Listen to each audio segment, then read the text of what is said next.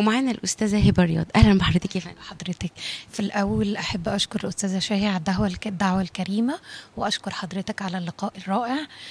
والحقيقة أنا ممتنة جدا للعنوان الكبير دوت. بس احنا مش محتاجين ندوة واحدة، احنا محتاجين سلسلة من الندوات واللقاءات، وأنا هنا موجودة بحاجتين: كولي أمر وكمان كوظيفتي معلم. شايفة ان سن المراهقة سن فظيع، محتاج اليومين دول مننا نوع من انواع الرقابة والكنترول على الولاد. واحنا بالحقيقة في إدارة منتزه أول التعليمية بالفعل من دلوقتي بنعمل أنشطة كتير وقسم للموهوبين. بنحاول نطلع كل الطاقة الموجودة جوه الشباب تطلع في حاجة إيجابية بعنوان الندوة بتاعتكم، بأفضل من الانحرافات والانحدار الأخلاقي اللي احنا شايفينه منتشر جدا. فإن شاء الله يبقى في مزيد من الندوات واللقاءات نعالج أو نحاول معالجة الانحدار الأخلاقي اللي احنا شايفينه اليومين دول.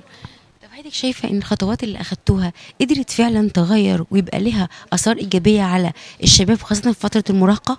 طبعا في ولاد كتير بتبقى محتاجة او طلبة كتير بتبقى محتاجة ان انت تطلعي الباور اللي جواهم او الطاقة اللي جواهم، او كمان تنمي الموهبة اللي هم يعني عندهم بس مش لاقيين حد يوظفها.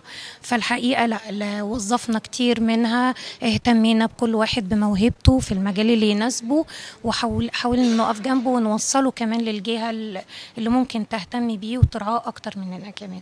فانا شايفة ان الانشطة ليها دور كبير في الحد يعني من الحاجات السلبية كتير اللي احنا بنشوفها في سن المراهقة دلوقتي. احنا متشكرين لحضرتك جدا يا فندم مشاركتك معايا. شكرا ليكي، ليا الشرف الكبير لوجودي وسط كل المجموعة الهائلة دي. أشكرك شكرا جزيلا. حافظ.